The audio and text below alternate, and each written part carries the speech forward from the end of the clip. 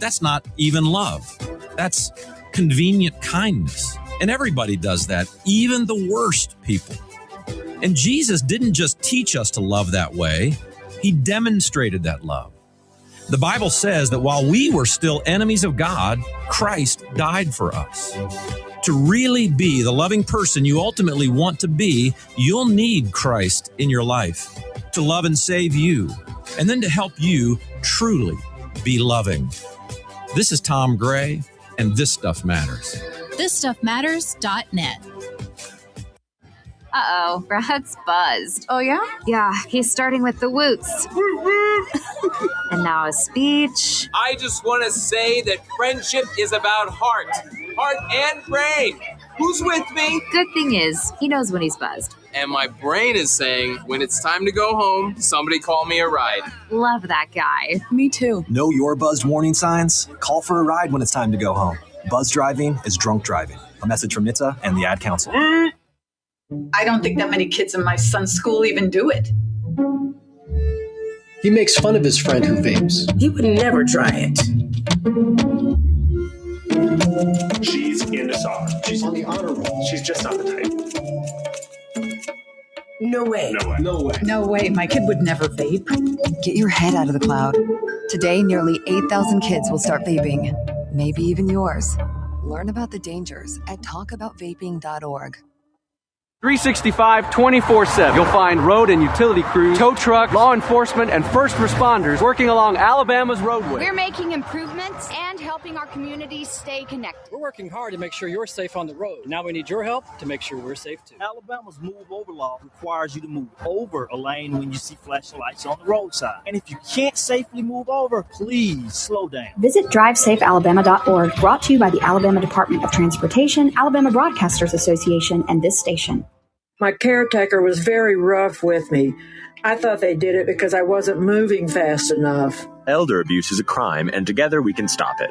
If you or someone you know has been abused, neglected, or exploited, call the Adult Abuse Hotline at 1-800-458-7214. That's 1-800-458-7214. Sponsored by the Alabama Department of Human Resources, the Department of Justice, ADECA grant number 18VA-VS050, the ABA, and this station. This hour of Talkin Ball is brought to you by Talent Heating and Air. When you need service, rely on Talent. From system installations to tune-ups, rely on Talent. Online at talenthvac.com. AL cert number 21014. Welcome into the hottest and coolest game show around called The Freeze. Today's contestant, Bob. Bob, can you tell me the heating and air business that provides free service with repair? Is it Talent Heating and Air Conditioning? Can you tell me which heating and air business provides free second opinions? Talent Heating and Air Conditioning. You are our grand prize winner. You have won a visit from the #1 heating and air business in the Tennessee Valley. Talent Heating and Air Conditioning? That's right. Talent Heating and Air is coming to you. This is Thomas with Talent Heating and Air Conditioning, and you don't have to win a game show to use us. We have free second opinions year-round, and we're doing free service calls with a repair. So just remember, call Talent Heating and Air Conditioning at 256-503-4490 or visit us on our website at talenthvac.com.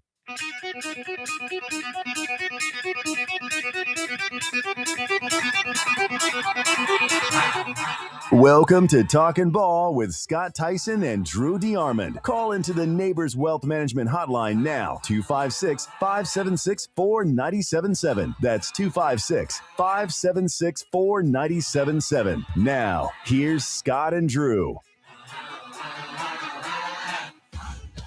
I will take things that are not true for 200. Drew will be here in just a second, but Scott still in Indianapolis. Steve Moulton, who's been in all week long, is down in Miami. So you get myself, Joe Hunk, as well as Brody, also John Abraham over on the other side, as I have just now getting going, and Brody still hasn't gotten going. Look, here is he. Are you going back to get you're still going back to get your food? I don't know. He doesn't know. Look, here's the thing, and there's all about speed here, guys, okay? We're just going to go ahead and roll into this.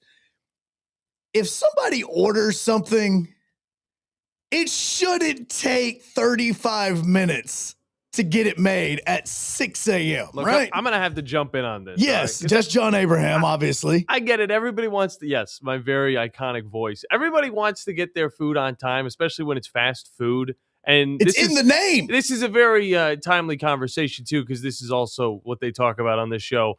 But at the same time, you got to think about the people that want to work and the people that don't want to work. I think they only got 2 people over at that Dunkin', all right? And it's... I mean, I wasn't going to call out the restaurant. Well, everybody knows what 2 places we go to around here. There's really only... There's that and there's Costco. Like, it's one of those 2. I'm trying to give them the benefit of the doubt right now. You're either getting a donut or you're getting $1 hot dog. Like, one of the 2 you're getting whenever you're here.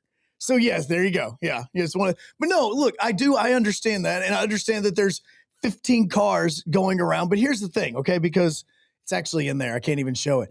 Every single morning, I go to one particular restaurant. Do you want me to bring it to you like a child? No, I don't want you to bring it to me. But here's what happened is I go to a place in Meridianville. They have a line that's even longer than what that Dunkin' does. If I am in that line for 5 minutes, I am shocked. Like, they are amazingly efficient. The smoked sausage burrito that I have going, or wrap that I have going on over there, I actually got that by mistake one day, and that's how I fell in love with it. There you go. Mainly because the name of this place, when I got on, I was like, yes, can I have a smoked sausage biscuit, please, as well as a bacon and egg biscuit with no cheese? And they're like, sorry, we're out of biscuits. And I went, it's in your name. Like, how are you out of the thing that's in your name? That's like KFC being out of chicken. Exactly. Hi, welcome to Chick-fil-A. We are out of chicken. Wait, what? So I just said, you know what? Let's try the wrap. Let's just try it. Why not? Okay. And I fell in love with it. The thing is massive. It's bigger than my hand. Well, that's why I called it a child whenever I was going to bring it. Oh, I thought you said like act like you were bringing it. Yes, it is a massive 4.5 pound baby that I get like every morning. It is it's huge. It only takes me 5 minutes to get this thing. Brody has been sitting over for 35 minutes. He came over just to start the show. And then he is going to leave and go, and he's already back over there, and he's doing that. And at the exact same time, I'm getting phone calls. Drew is getting here right now. And today is all about advancement. It's all about advancing. Okay, you have the SEC tournaments going on. Those teams have advanced. USA has advanced in the WBC. Moulton has finally advanced from the Nashville airport down to Miami. I am 100% jealous of this. And Drew DeArmond has advanced into the studio. It's all about advancement. How's it going, Drew? What's going on, man? I was just looking up to see what was going on because I'll be the first to admit I haven't trophies in the way. I'm sorry. I haven't followed the WBC all that much, even though I don't know how you can almost disastrously not qualify if you're the U.S. And lose to Italy. And I know Italy's got some MLB guys, Jack Caglione and all those guys, but how you can already think you've locked it up and it's not true. And then you go out there and half-ass like almost like a little league team that's clinched the league already, and you look like a bunch of clowns. And then luckily, and I guess you can educate me, they're advancing. I guess it was a tiebreaker that went their way. Yeah, and I think that it has to do with the fact that the tiebreaker is what the tiebreaker is. Yeah. And it's all about the amount of runs that you allow, not the amount of runs you score, but the amount of runs you allow. And so there was embarrassing if the U.S. did not advance in the World Baseball Classic. I'm sorry. So like here was what we were going into last night for Italy and Mexico when this game was happening. Yeah. It says if Italy would win the pool at 4-0 and Team USA would finish second at 3-1, that's how USA moves on. The tiebreakers, though, would be a tiebreaker goes to the team that won the head-to-head matchup, a 3-team tiebreaker, which is what we were thinking we were about to happen. Yeah. The lowest quantity of fewest runs allowed by defensive outs recorded in games between teams that are tied. Okay, say that 3 times fast. Okay. Yeah, the lowest quantity of fewer earned runs allowed divided by the number of defensive outs recorded in games between teams that are tied, the highest batting average in games between the teams that are tied, and drawing of lots. I don't know if lots are like straws, right? But those were the tiebreakers in it. So the way that USA advanced last night was because of the fact that Mexico did not score 5 runs.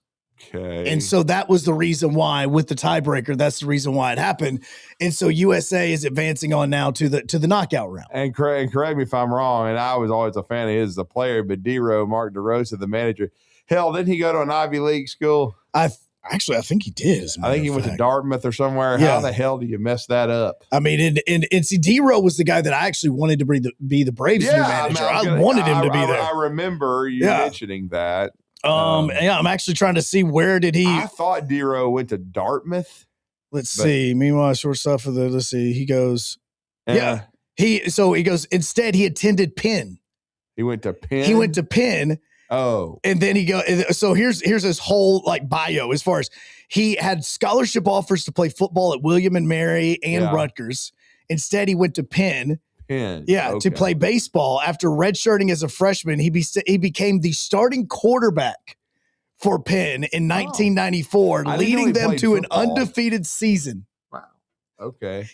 So it was an Ivy League school. I just had the wrong one. Yeah, it was the wrong Ivy League school, but they still Dartmouth. It was Penn. Yeah, it was Penn that he played 2 sports. He played baseball and football. Yes, and then he would go on to play baseball, and in fact, he would also play in the Cape Cod Baseball League when he played for the Bourne Braves in UMass. Then he was drafted by the Braves in '96. There you go. So that's but no, I think he's a great manager. I think he's a great overall idealist when it comes to the way that he wants to design a team. That's the reason why I was looking forward to him. Yeah. But yeah, like, it is for the WBC to me is showing the world what baseball can be if you turn it into an active participating sport instead of a passive participating sport.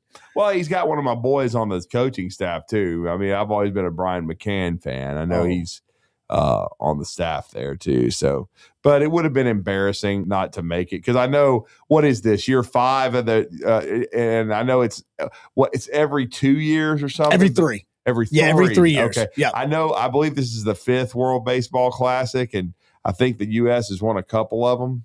So USA, I know, has won 1. Okay, maybe it's just 1. Yeah, and I think it may just Japan, be 1. Yeah, I think that's your country. You're the expert on that. Oh yeah, no. Now that's the other thing. That's the other part of, this is the reason why I'm actually jealous of Moulton. Yeah. I tried to negotiate with Moulton for me to go down to Miami to cover. Oh, to cover this? To cover the UAH basketball team, because they were going to be playing. Oh, they're going to Nova. Then you could have gone to the WBC. Yeah. So he comes over to me. He's like, what's that WBC schedule? He's like, I'm thinking about going to one of the games. And I looked at him and I said, I swear to Heavenly Father, if you go watch Japan play. He's like, well, I'm thinking about Friday. So Friday, it is supposed to be, I believe, Korea and the Dominican Republic playing each other in Miami. So Saturday is when Japan plays. He may end up doing that. And I was like, you son of a gun. If you're the one that goes down there and does it, that is what could be in trouble with this. Now, you were talking about the nations that have won the WBC. The first 4 or so, yeah. Japan has won it 3 times. 3. Yeah, Japan has won it 3 times. Dominican Republic has won it once, and the U.S. has won it once. Only once. Okay. Yeah, the U.S. won in 2017. That was the Adam Jones amazing catch that he made at Petco. It was, I want to say it was Giancarlo Stanton that had a massive home run in the championship game as well. And the U.S. beat Puerto Rico 8-0 at Dodger Stadium. Like, that was that championship game there. That is happening, but also the one that obviously I know Drew and everybody else is paying more attention to is what's happening in Nashville. Oh, yeah. And in every game that took place, because there were 4 games yesterday. Upset, and it was a mild one, so to speak. The Ole Miss Rebels, and Chris Beard, I'm sure, enjoyed every second of it, upset his former employer, the Texas Longhorns, last night, 76-66. So now the Texas Longhorns. Joe Lunardi still has them comfortably in the field, but I would be a little nervous if I were them now that they're 18-14. That's basically what they were a year ago. They did get in, so we will see. But I was disappointed in the way they played. I didn't think they were very good. The rest of the bracket played out like you thought. Now, was it easy for Kentucky to beat LSU? No, but nothing this season for Kentucky has been easy. But they win at 89-82. And then Auburn, I thought Auburn played a horrendous 3/4 of a first half. Mm-hmm. They were down 33-23 at one point, and it really looked like they didn't care. I mean, I texted in a group text, and I said, they look awful. Yep. But they went on a 7-0 run, and Todd Pedford hit a 3 near the end of the first half. They were only down 3 at half, as horribly as they'd played, 33-30. And then they came out. I still thought, at one point late in the second half, I think it was 60-57. It was still a one-possession game that made you nervous. But Auburn finally turned it on, and and for most of the second half they did get a free at that one all away. And their dudes were dudes. Pettiford had a good second half. He ended up with 13. Kevin Overton continues to be their best player down the stretch. Absolutely. He ends up with 22, I believe. Yes. And then I thought, certainly the first half, Keyshawn Murphy wasn't very good. He got a technical because I think he was wanting to beat his former team so badly. But he played a good second half. And then Keyshawn Hall was pretty good. I mean, he certainly didn't shoot them out of the game. So Auburn, they had a balanced score sheet, and then they end up winning 79-61. They did play good defense for the majority of the game, and they did a much better job on Josh Hubbard this time, made him earn everything. And so Auburn marches on, and they needed to. And they also got help around the country because a lot of other bubble teams have gotten beat. Yes. But I still say, I'm sticking to it, Joe. They've got to win today, first and foremost. Okay, they're playing Tennessee. I think Nate Ament's going to be back. It sounded that way last night. They need to win. I still think they need to get to Saturday. In other words, beat Tennessee and then very likely beat Vandy. And if they do all that, I think very likely they're in. And then, of course, if they get to Sunday, which means they beat Florida twice, it doesn't even matter if they lose by 30 in the finals. They're already in because they would have done something nobody's done and beat Florida 2 times. So I think to feel good about it, though, they need to get to the weekend. If they lose tonight, I think it's over. And I think if they don't beat Vanderbilt on Friday, I would feel really, really nervous because, again, you've only got 18 wins. You're only at that point, if you lose to Vanderbilt, I think you'd be 18-16. I just don't like their chances, even though they played a really tough schedule. I think they got to get to Saturday. You got to get to that 19th win because it gives you 3 quality wins in the tournament. I know Mississippi State's a quad 2 or something, but you still beat them. And they put you in position to now beat 2 really good opponents, Tennessee and Vanderbilt back-to-back. And I think that would erase a lot of the garbage that we saw down the stretch where Auburn played very, very poorly. So Auburn still has a golden opportunity. I have not looked at Lunardi's stuff this morning. I need to look at it. But I think Missouri should be a little nervous because I want to say he had Mizzou as the last 4 in, even though they haven't played in the tournament yet. But it looks like he had them sliding down the board. Well, Joe Lunardi updated his bracket at 1 a.m. 1 a.m. I'll have that for you when we come back. Perfect segue. Also coming up at 7:30, the head coach of the UAH women's basketball team, Allen Sharpe, is going to be joining us. This man will be on the call tomorrow. I will be on the call not just for the UAH game, but all games that will be taking place at Spraggett's Hall. Really setting up for a marathon. Yeah, Joe Hunk. it is. I have at least 6 games that I'm going to be calling over the course of the next 2 days, So starting you gotta tomorrow. Take care of that thing. Yeah. So we'll talk to Allen Sharpe coming up at 7:30. At 8:30, Coach Mick Hedgepeth is going to be joining us from Miami, and then at 9 o'clock, it'll be Bryan Mathews coming in to talk a little bit more about Auburn basketball as well What they gotta do. as Auburn baseball. But we will also get you update on that bracket whenever we come back on Talkin Ball. Phone lines are open to you, 256-576-4977 here on 97.7 ESPN, The Zone.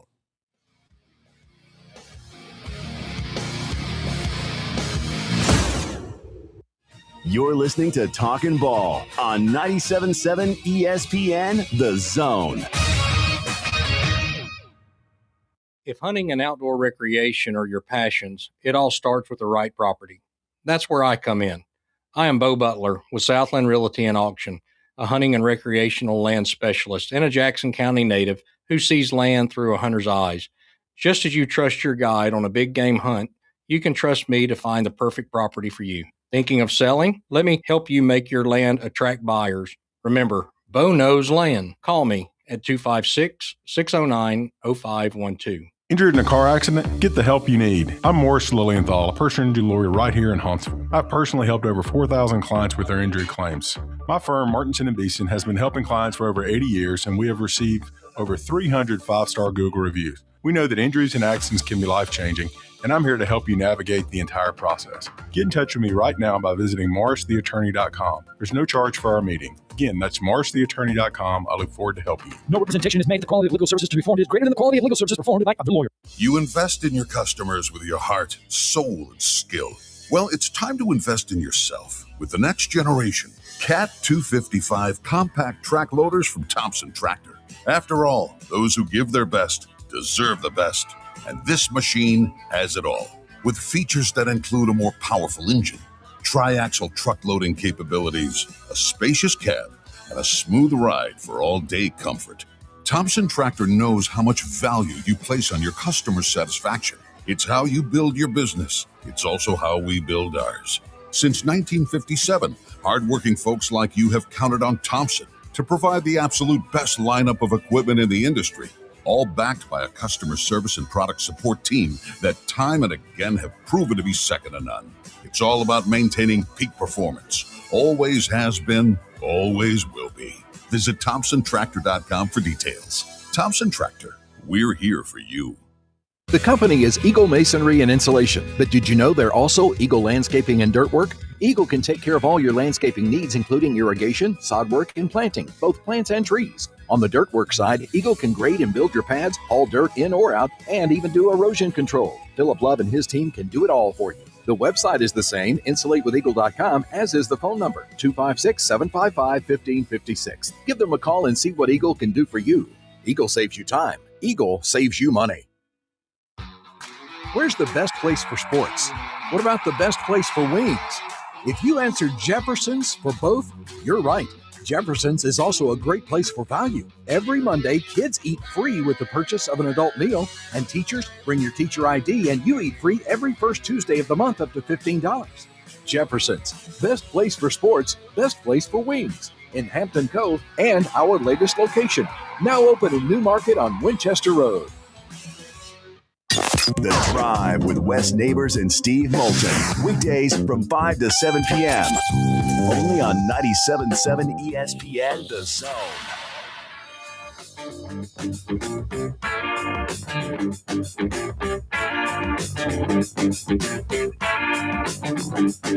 When you wake up in the morning and the light is hurt your What would you do if you had a hair and a biscuit?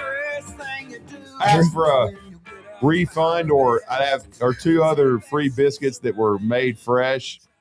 Oh, it's so I would have great. to have something, some sort of compensation. Yeah. Oh, there's a little hair in the biscuit over there for one of us. I would have to. So I'd have to be getting something free or a complete refund. That's what would have to be happening, man. How about a lawsuit, honestly, at this point? I mean, you just want a lawsuit for the hair and for the time that you've wasted walking back and forth? 37 minutes for a horrible biscuit is crazy. I mean, that's nuts, man. I'd have to go back and complain and take a picture and He ate it. He still ate the sandwich. I threw the second I saw a hair, it got thrown away. Oh man. Gee, well, dude, you shouldn't have thrown it away. You fish it out. You go take it back to them. Then you make them throw it away and make you a new biscuit. It would have probably taken another hour and a half. I don't care.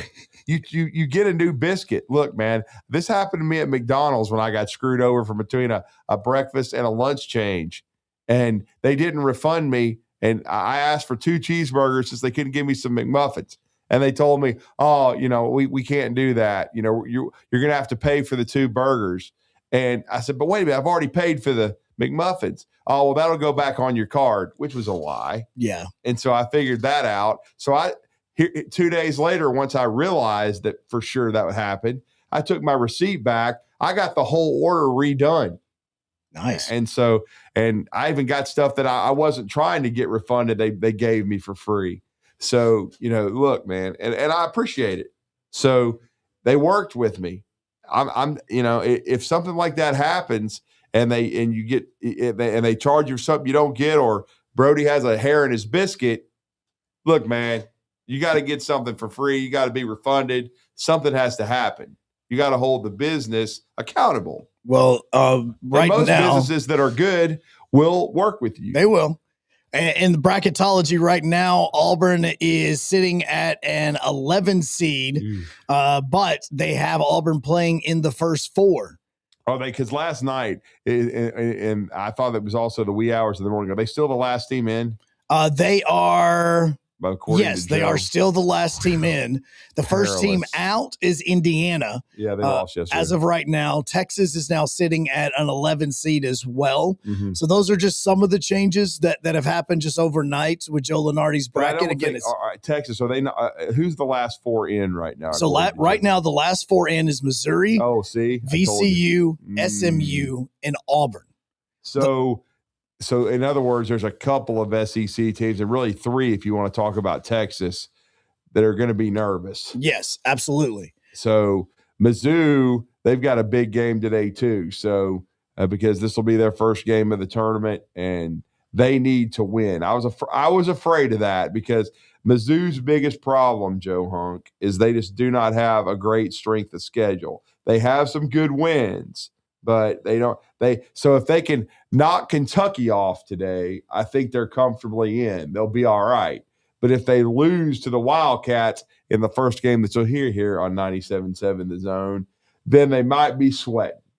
So we'll see. Let's go to the phone lines real quick before we go to Allen Sharpe. And Brandon, welcome into Talkin Ball. Man, I made biscuits at Bojangles for about 5 years. Did you really? And They're I did. good. Used to wear a backwards Alabama hat, and I don't think I ever had a complaint about hair in a biscuit ever. It was not good. We feel bad for Brody. I still think he should fish it out and go get something for free, even if it's a drink. Get your money's worth, bro. Well, this is my litmus test right here, right now. If Joe Hunk had a Tokyo Dome ice cream and it had a hair in it, would he eat it? Oh, I'd 1,000% just demolish that thing. But see, here's the other thing. In Japan, they take so much pride in their food. There's never going to be a hair. Yeah. There aren't even trash cans on the sidewalks in Japan. Yeah. Because their country is so clean. They keep everything immaculate. Yeah. Man. Well, have you been up watching the Classic? Oh, 1,000%. It was weird for me today. It was weird for me today to wake up and not have a WBC game to watch this morning. Right. I've watched a little bit of it, and I've been watching the Paralympics. Mm-hmm. And dude, you want to get fired up, watch some Paralympics. Watching these people with no legs cross-country ski uphill, I don't know what their back and shoulders feel like, but they are a machine. Yes. Oh, they're amazing. And you can just watch it it's on Peacock. Like, you can watch it for free, and you're watching the Paralympics because they take place immediately after the Olympics. Mm-hmm. And it is amazing seeing some of these people that are going, look, Brandon, I'm not kidding. Yesterday, I met a gentleman, and he's blind. He hasn't been blind his entire life, but he's been blind since high school. His senior year, he went blind, okay? He is in love with sports talk. Like, he listens to this station religiously. He'd love to do sports talk. He is an amazing individual, and he does everything by just listening because he can't actually watch the games. Yeah. It is amazing to see somebody that is so passionate about something, and then you sit here and go, God, I struggle just to wake up in the morning. Yeah, you take it for granted. I mean, 100%. Yeah. Well, yesterday I'm getting ready to watch Darlington High School, which is a couple miles from me, win the state championship in basketball here in single A private. Yep. And my wife looks at me and says, "Who are you texting? I got $5 on it." And she walks in there and she's like, "Are you really betting on people in wheelchairs curling?" And I looked at her and I said, "Mind your business." And I thought Tom Abraham would be proud of me on that, but I was really sitting there watching wheelchair curling early in the afternoon while I was waiting on some stuff to upload. How does that work? And I'm not trying to be funny, like genuinely, like how does that work? They got a stick and they shove it from the chair they're in. Okay, so like they don't slide like other curling does, or is that? No, the woman that was doing this one had a big long stick and she shoved the thing and it went down through there. Oh wow. That's impressive. I was genuinely just curious at how it's worked. I've done wheelchair basketball before down at Lakeshore in Birmingham. Right. I've done, things like that, but I've never tried like curling on there. I've even done like hockey on like the sled or whatever it is that they use. I've done that. But I've never done curling. Well, watching that and the hockey. Now, the hockey to me is the thing that gets down the most because how much endurance do you have to have in your arms to play an entire hockey game with just your arms? Yeah, because they're sitting in these basket sleds and they all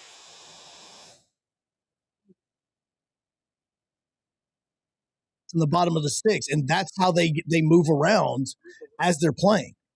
It is amazing at how strong some of these guys are and some of these ladies are to play hockey. I'm sitting there watching that and just in sheer amazement that they have that much endurance and the speed at which they can get up to using just their arms. They could probably go faster with just their arms than I can with two legs. Oh, 100%. They move up and down that court. Yeah, and to put it into perspective, a couple of days ago, Team USA won against Germany, 13-0. Yes. 13-0 is what they did. How many shots did Germany have on goal, by the way? That I have no idea. It might have been 2 or 3. Seriously, that's it? That is all that they had? Like I want to go back now and try to figure out how many. Yeah, no, Germany had 1. Germany had 1 shot on goal. USA had 14 and scored 13 goals. Some people can't even do that free throws, and they're doing this in the Olympics. I agree with you on the free throws. Darlington missed 2 yesterday in a late game 2 points, and ended up winning by that margin. And I'm telling you, those free throws get real big when there's about 36 seconds to go in the fourth quarter. Oh, absolutely. No doubt. Yeah. Well, Brandon, man, we appreciate the call, brother. Thank you, sir. We got to go to break because we got to get the Gulf South Conference Coach of the Year, and should be on the short list for National Division II Coach of the Year. I know they're finally ranked in the poll at number 25. First time ever. And I said, that's great. I congratulated them, but they should be ranked higher. We are talking about the historic run for the UAH Lady Chargers, and we're going to talk to Allen Sharpe when we come back here on this Thursday edition of Talkin Ball with Joe Hunk and Drew DeArmond. Stay with us, everybody. Allen Sharpe up next.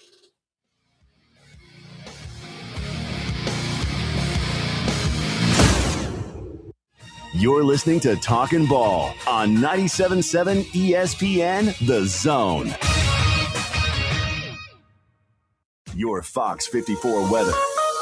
I'm Chief Meteorologist Jordan Dressman. It's going to be quite chilly as we head into the overnight. Temperatures dropping into the upper 30s and lower 40s, so bear that in mind when you head out the door for work on Friday morning. A mostly sunny sky, though, Friday afternoon. Temperature seasonal for this time of year, climbing into the mid and upper 60s and then dropping into the mid 40s by the time we get to Saturday morning. A mostly sunny sky Saturday afternoon. Temperatures climbing into the low 70s. Your Fox 54 weather, only on 97.7 ESPN The Zone.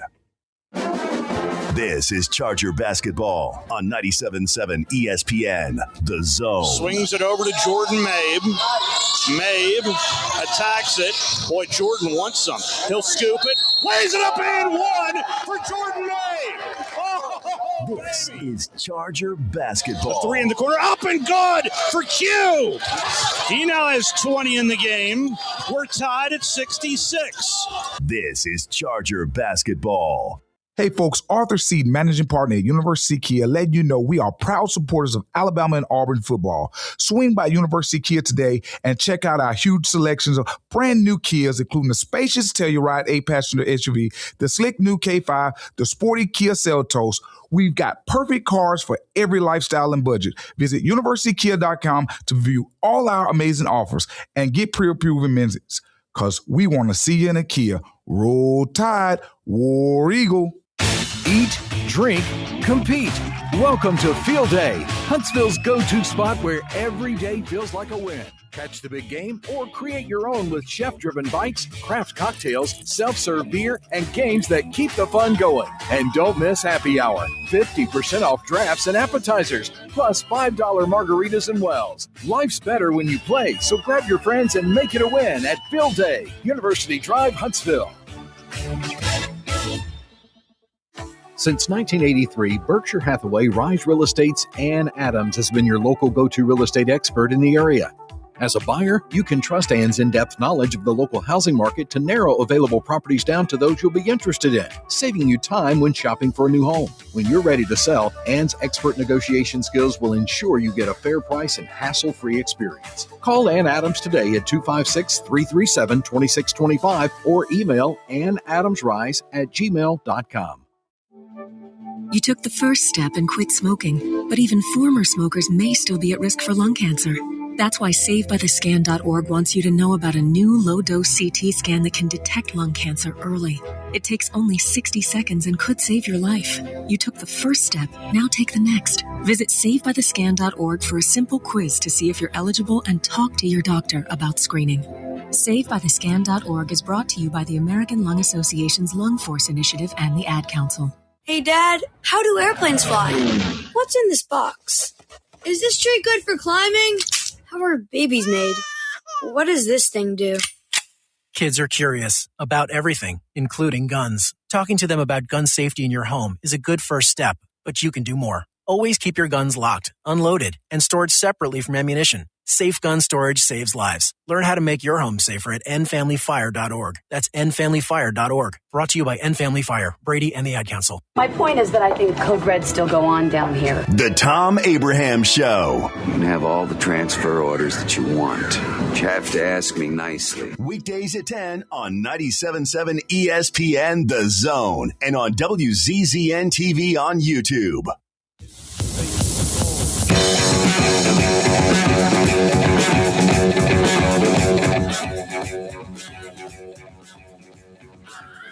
I need to correct myself when we were talking about that Team USA win against Germany on Talkin Ball in the Paralympics. Yeah. They did not take 14 shots and score 13 goals. That would have been impressive.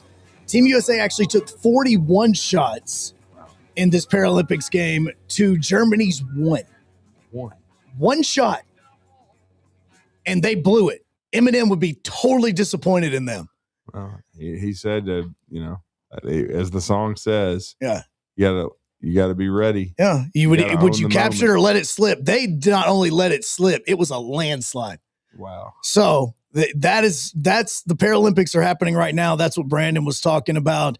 But we also have the NCAA tournament about to start for college D1 basketball. We're super excited about it. But D2 basketball, this starts this is tomorrow.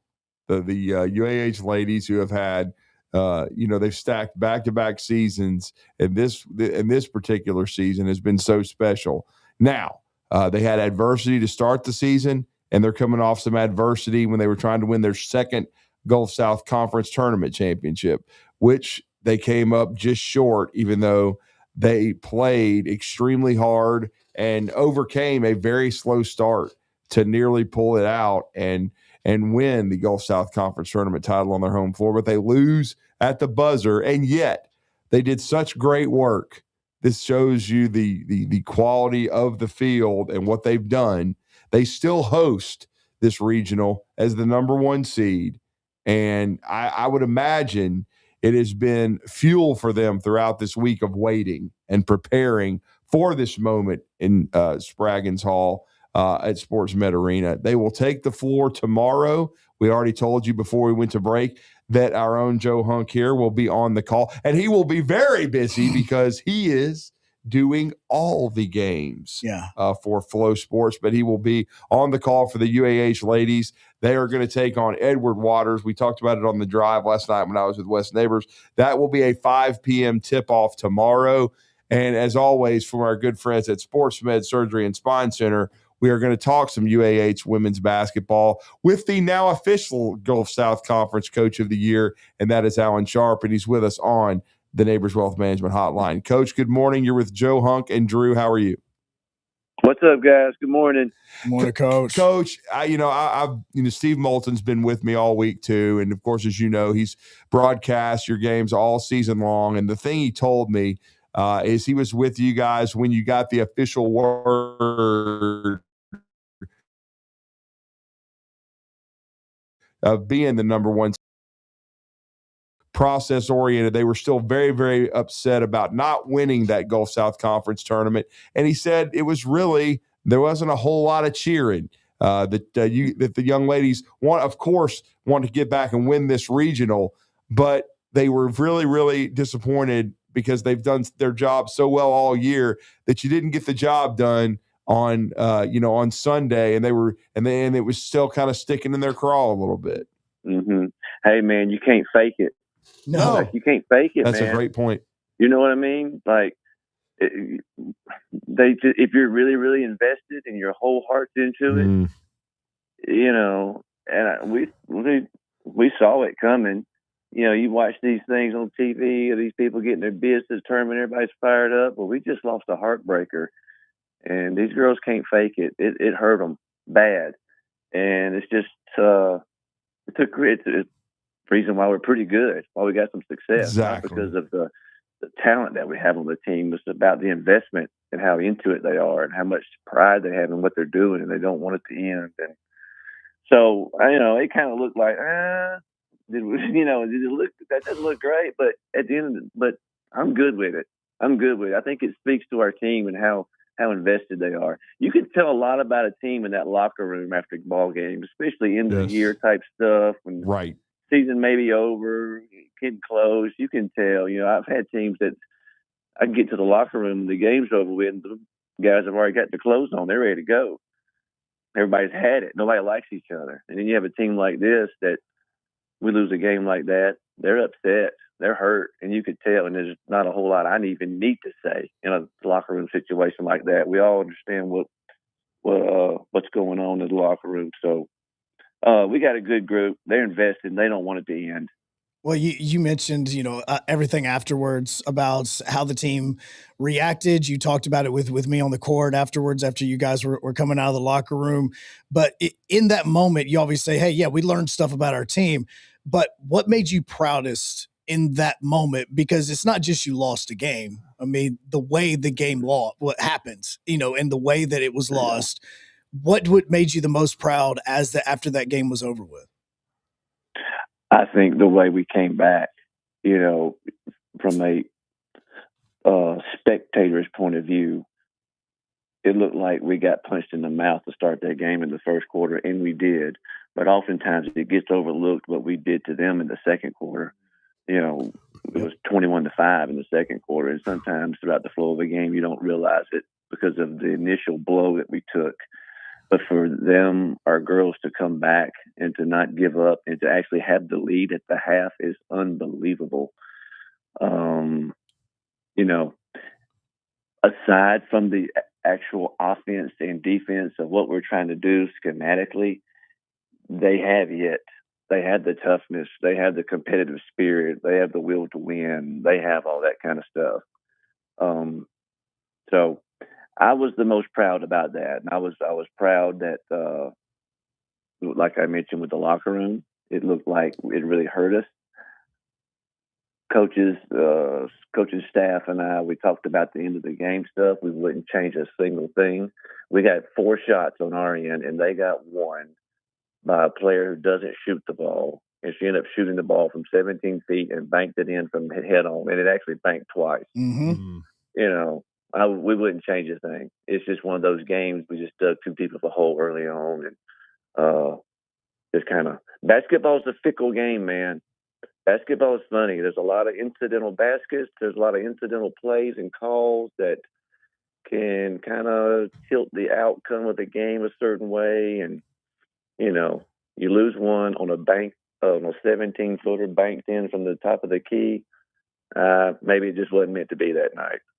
Well, and I was listening to the post-game coach when Joe Hunk was talking with you, and you did say that you were very thankful that there would be another opportunity with this group, because at least your season is not over on a play like that. That would have been very hard to stomach, but now you have what I'll call it a mulligan, because you get to host this regional, and now you have a chance to make further history and get to the national tournament. Now you're going to have to win 3 games and play some high quality opponents, but you get another shot.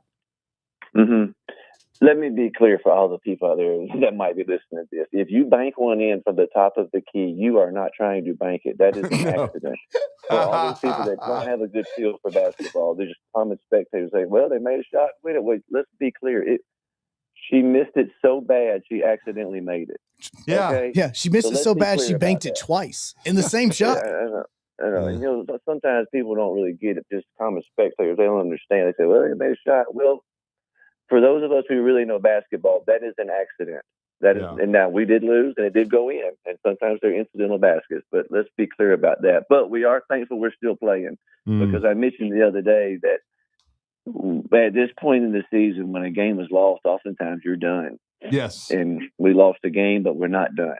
And let's take advantage of this. And I was worried a little bit the next day or two after the loss. We took a day off, and then we came back and we shot some free throws. I was worried a little bit about the bounce back, but after yesterday practice, we went bone on bone and sweat and body on body and all that kind of stuff. We're ready. We're ready to go, and the girls are ready to play again. And I know that around noon yesterday, you guys also got the news that you were ranked in the top 25, and it was and I say it in this way because we've all had this conversation about how long this team actually should have been before yesterday, been ranked in the top 25. You're not just ranked in the top 25. You couldn't even have the spot to yourself. Like you're still tied for number 25 with somebody else in it. And I almost took it as, again, like, hey, it was almost like a disrespect to the team. I was just like, now you put us in the top 25 when we have put this resume together. How did you look at that when you got that news? It's to the point I don't give any attention. There's no attention given to that. After we had won about 17 in a row, we still can't get in there. I just quit looking at before whoever's on that committee that does the voting. They're not getting any of my attention anymore. And I might not join the WBCA next year because of it, but I'm glad we got in it, because from what you said, Joe, that's the first time our women's basketball team has ever been ranked. Yes. So I'm glad that happened for that fact and for that record. But as far as any other further than that, we don't give it any attention. I would like to know, like, if we had the staff, if we had the manpower, I'd like to know the teams, the 8 teams that are hosting the regionals across the country. I would like to know where they're all ranked in their record. And if I was a betting man, I would bet that all the number 1 seeds, the 8 number 1 seeds, are probably at least in the top 15 or 20. All right. Well, I can tell you right now that Indiana, PA is number 4 in the country. See, you're lucky. You're literally talking to the person that does this. So, like, so it's like we have the manpower. Oh, wait, you do. As a matter of fact, of that. Yeah. We got the manpower. We got Joe. Yeah, I mean, look, I'm the one that's looking all this stuff up for you. Looking at Minnesota State, I'm making sure because there's a couple in here that are there, but there's Minnesota State, Mankato. Is that how you say it? Mankato. Mankato. They're a hockey power. Yeah, they're number 5 in the country right now as well.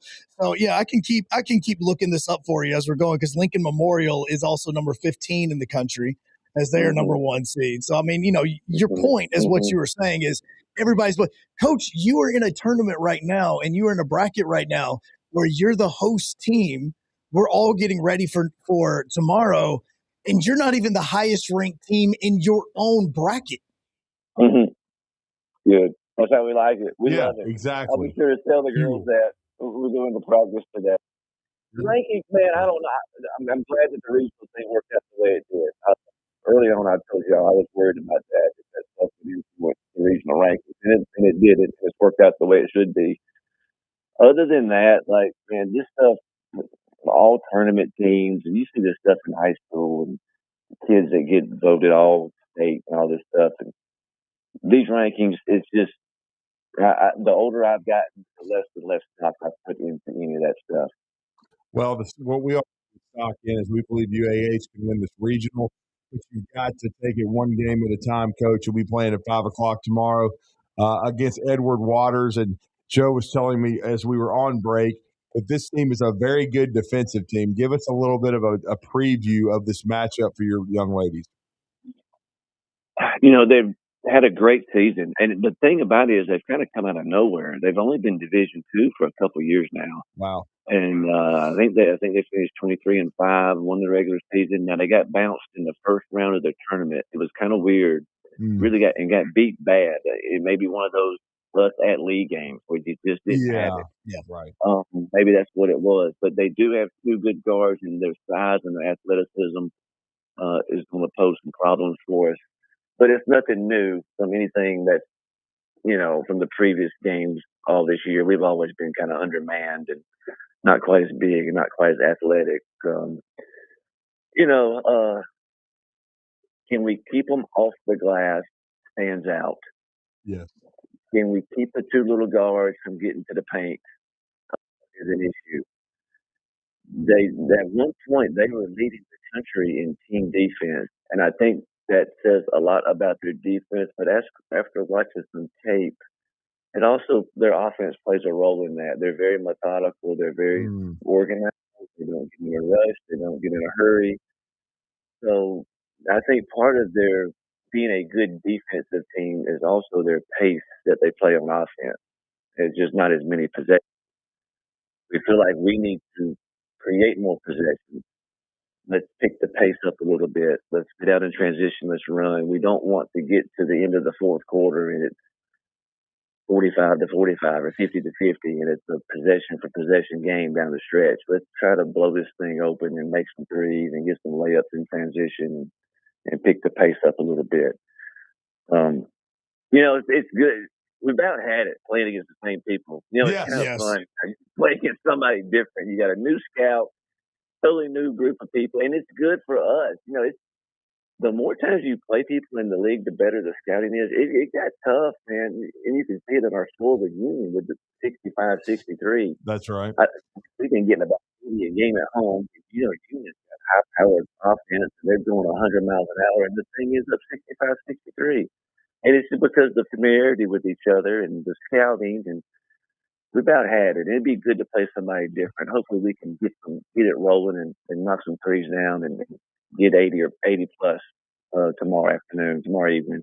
Well, we certainly hope so. And and right now it's win or go home. That's the mode you're in. So Edward Waters is getting all the attention, and we know preparation is almost done here. But we want to thank you for joining us and giving us some insight into how the young ladies have reacted after the heartbreak of the Gulf South Conference final. But now the biggest goal is ahead, and this is winning this regional and having a chance to go to the national tournament.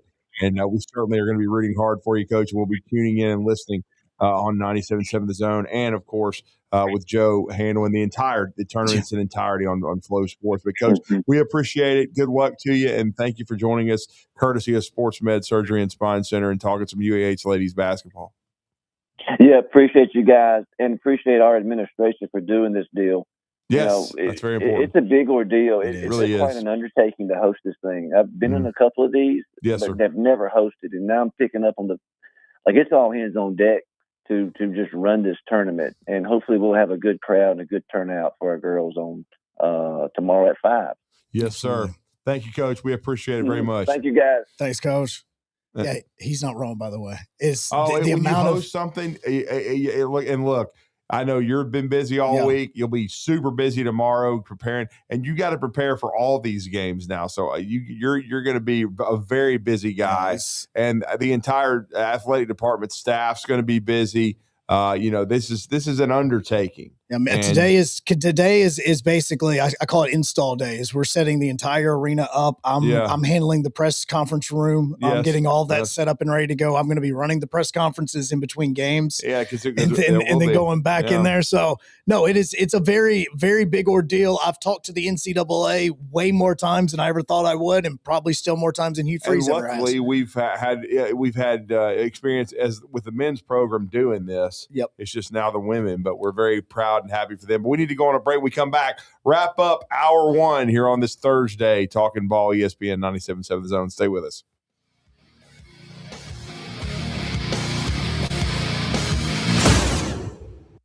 You're listening to Talkin Ball on 97.7 ESPN The Zone. Basketball fans, get ready as the Conference USA Basketball Tournament is set to return to the Rocket City and Probst Arena March 10th through 14th, featuring 20 men's and women's basketball teams playing 18 games with Conference USA titles and NCAA automatic bids on the line. It's 5 days of exciting hoops action at BBC Probst Arena. Jump into the action by getting your tickets now by visiting Ticketmaster.com. And we'll see you inside the BBC March 10th through the 14th. Come find out who will be putting on their dancing shoes. ALCR number 21014. Welcome into the hottest and coolest game show around called The Freeze.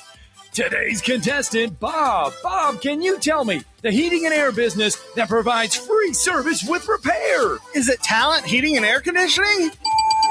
Can you tell me which heating and air business provides free second opinions? Talent Heating and Air Conditioning.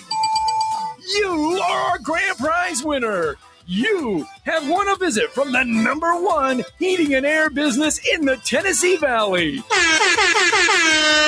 Talent Heating and Air Conditioning? That's right.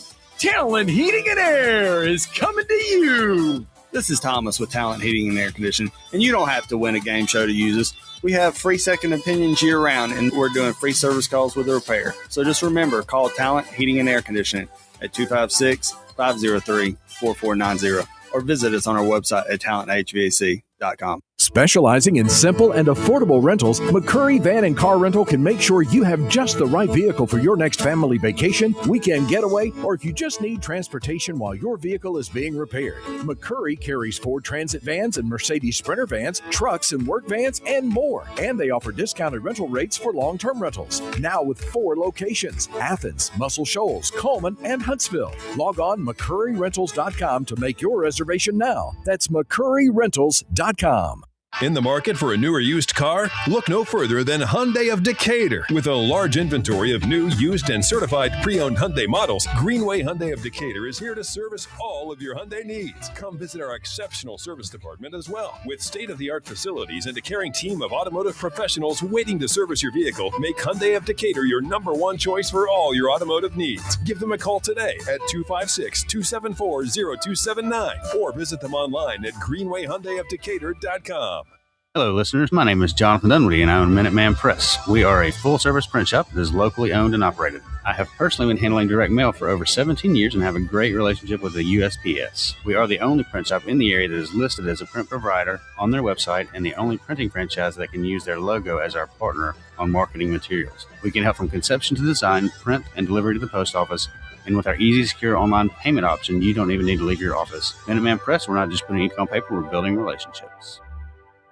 This segment of Talkin Ball is brought to you by University Kia, the #1 volume Kia dealer in the state of Alabama. Located online at universitykia.com.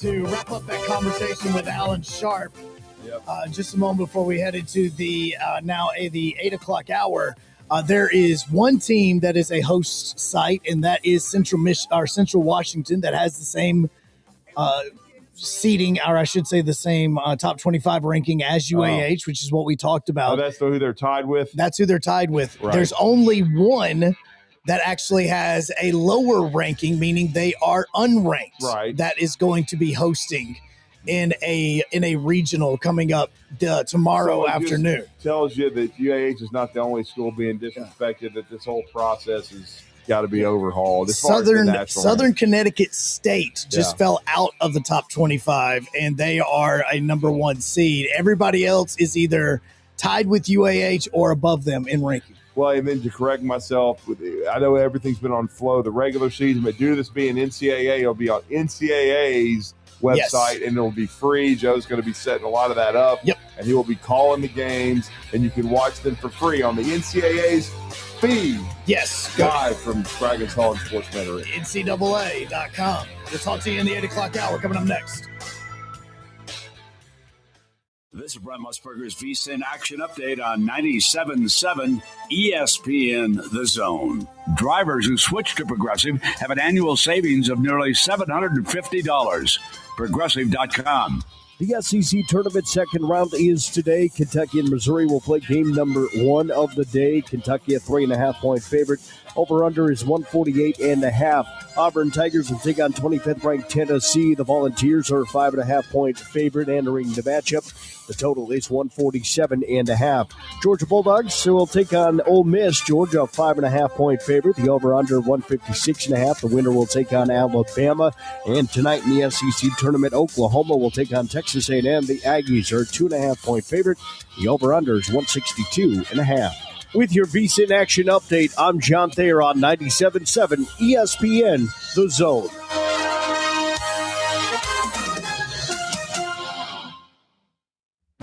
Westwood One presents Great Moments in Tournament History. Brought to you by John Deere. Nothing runs like a deer. Pete Carrill's final hurrah when Princeton finally pulled one out. March 14th, 1996, an opening round affair between the defending champion UCLA Bruins and the Ivy League champ Princeton Tigers. Pete Carrill's squad was an annual scare to tourney opponents, barely losing to the likes of Georgetown, Arkansas, and Villanova in previous tries. But against UCLA, the Tigers finally got to wear the glass slipper. Dollar inbounds to Bailey. Bailey, left baseline, shoots. No good! Princeton wins! Princeton wins! They've upset the defending national champion UCLA Bruins. A 43-41 win, and while Carrill's 29-year coaching career at Princeton ended the next game when they lost to Mississippi State, the victory versus UCLA is certainly another great moment in tournament history. I'm Kevin Kugler. 97.7 The Zone. WZZN, Union Grove, Huntsville, Alabama. 97.7 ESPN The Zone. SportsMed is the official team physicians of the Rocket City Trash Pandas. And if the pros trust SportsMed, you can too. SportsMed provides every service you might need for complete orthopedic care, specializing in orthopedic surgery, sports medicine, joint replacement, spine surgery, neurosurgery, and podiatry. And they offer their own brace shop, in-house full-body MRI, physical therapy, walk-in clinic, and so much more. 4 locations and on the web at sportsmedalabama.com. This hour brought to you by SportsMed Orthopedic and Spine Center. Online at sportsmedalabama.com.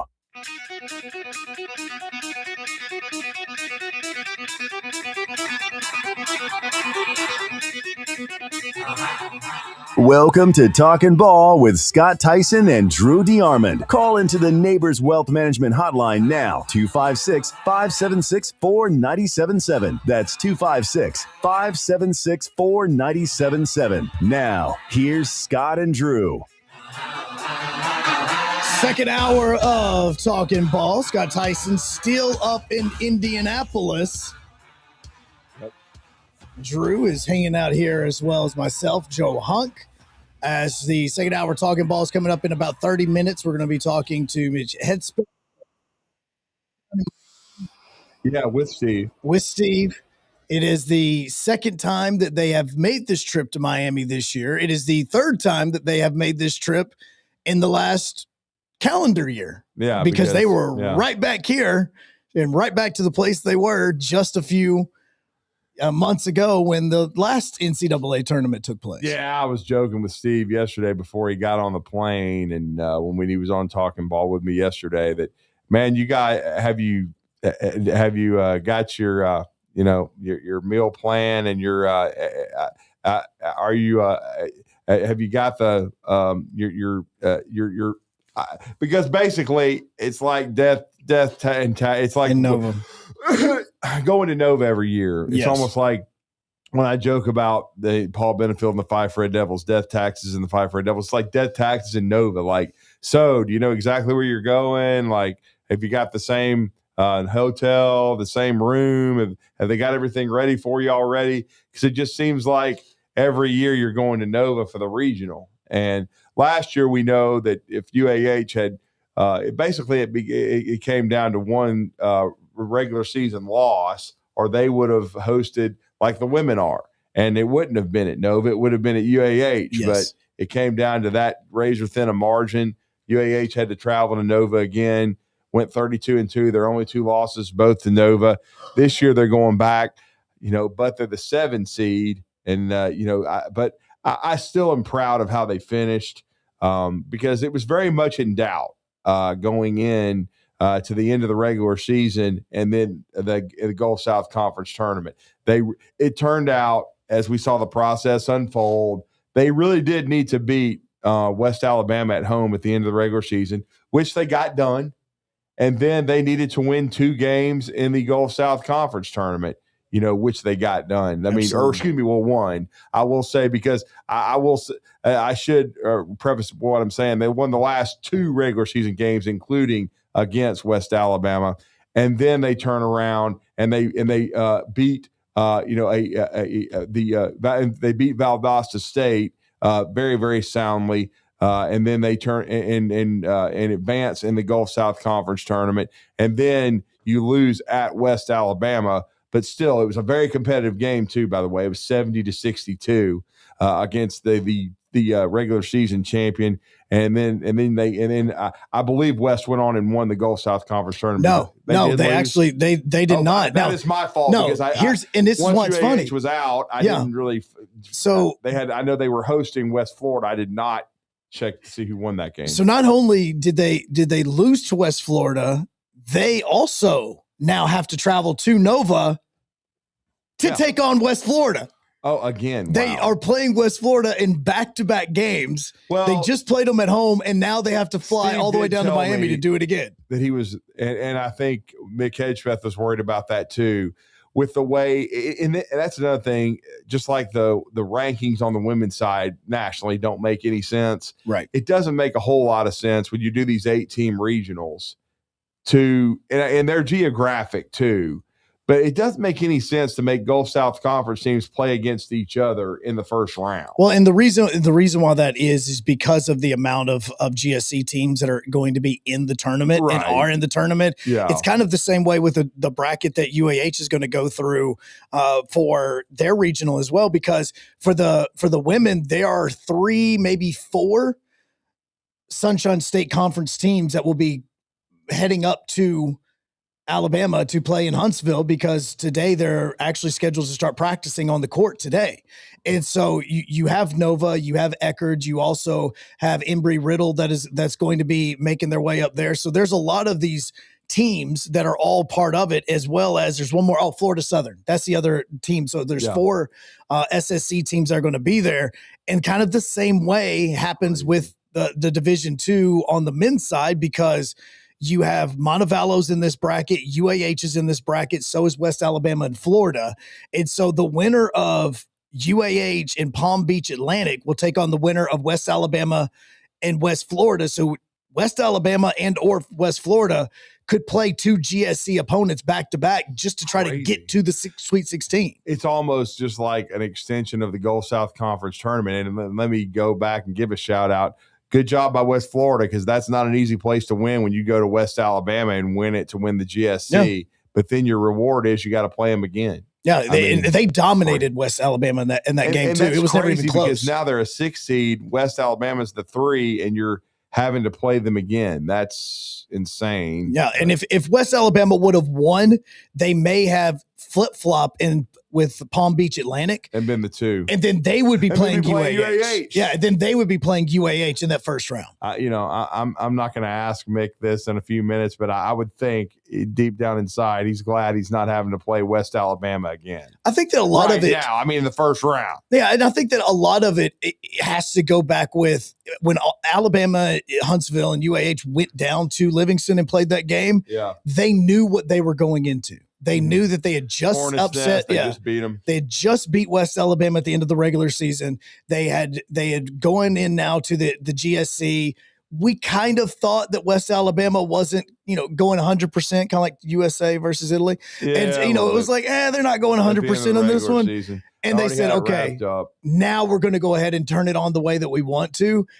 I think it would be really fun to see these two teams play each other in the second round, just because of the history that they have created just over this basketball season and going back and forth with their wins and losses. I am going to be interested when we welcome the smooth operator on the show here in a few minutes, that I will say, just talking to Steve, because I didn't know a whole lot about Palm Beach Atlantic, but here's the thing that you're facing a quality team, though. Good Lord. They beat Nova and then turn around and lost to them in overtime. So you're playing a team that nearly had a resume good enough to host this thing. Absolutely. And so even though you're probably secretly happy you're not playing West Alabama again, because at least right away, because it's such a tough matchup, this ain't going to be an easy one against Palm Beach Atlantic. But I still go back and reference what Coach Allen Sharpe just said. You almost want to face someone that you don't know in the Gulf South Conference, because it's from your league, because it's so tough because of the scouting. You've seen each other so many times. You want to see something different. And I'm going to see if Coach Hedgepeth is of the same opinion. Well, yeah, and with this is where it's so difficult for UAH as far as the women's side is concerned, because Edward Waters is the number 1 defense in the country. They have the number 1 defense when it comes to field goal percentage in the country, and the second one in the country, and they're the number 1 3-point defense in the country as well. And that's what UAH does well. It was actually a shock on Sunday that UAH shot as bad as they did against Union, because of how well this team has shot the 3 ball. Ivy Maddox is one of the top 3 or 4 players in the Gulf South Conference in shooting, and she didn't even get close to making a 3 until halfway through the third quarter. Like it was that bad in going in. And then when she got going, she made a couple of after that. But this is where the tournament itself is going to be so wishy-washy, because it is all about matchups. Like every bit of this is for UAH, because you are going in and you are facing a team that has one of the best defenses in the country, but they also have, not the best offense in it. As we're talking, you have the SEC tournament going on. You also have the Big 12 tournament going on as well.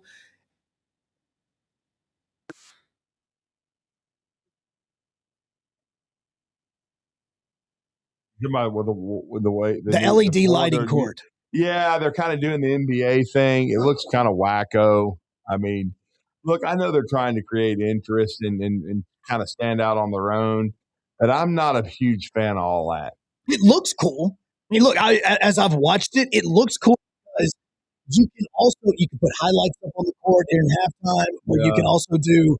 You can put the stats up like live right there for everybody to see. You can make the court as customized for every single game that you want to. You can put different logos. Yeah, you can do all of that. But the biggest complaint, and in fact, Taj Manning had this complaint from Oklahoma State yesterday. He says that it's a bad court.